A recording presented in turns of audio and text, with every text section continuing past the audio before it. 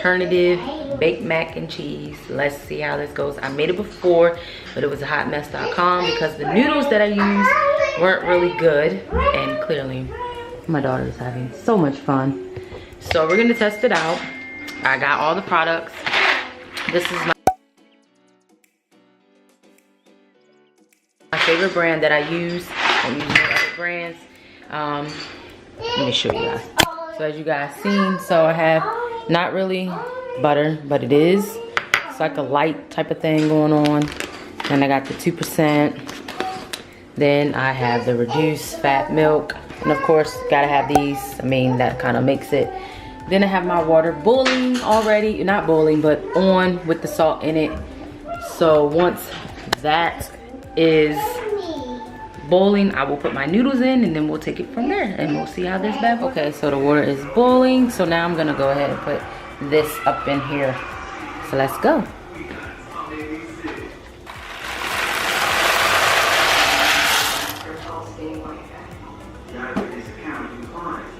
And then I'm just gonna like stir that up a little bit, and then I'm gonna put my timer on for 10 minutes because you don't want it to be all the way done.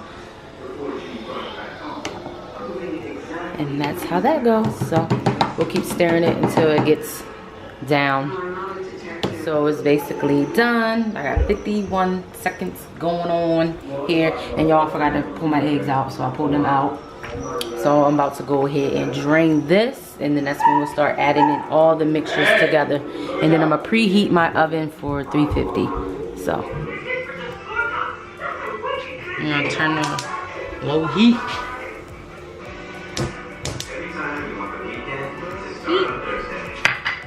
First, I'm gonna throw this milk up in here.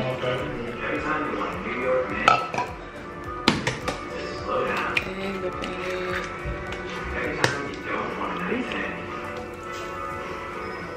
Every time all you want is this.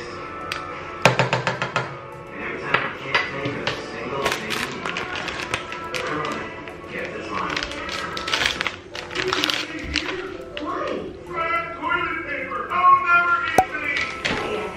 As I go. It cleans better. It's 4 times stronger, and you can use less. Enjoy the double Charmin. More and more people have discovered something strong, developed, long-lasting. They found themselves in a Chevy truck, and now you can too. See for yourself.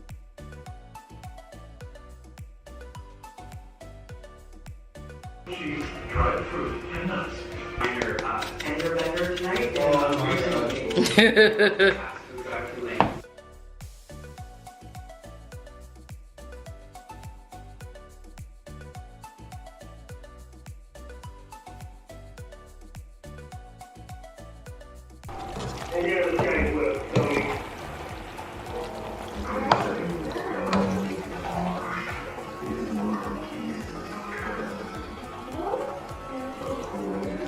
So for some reason when I tried to pour it in, it didn't record, but here it is before I put the topping on.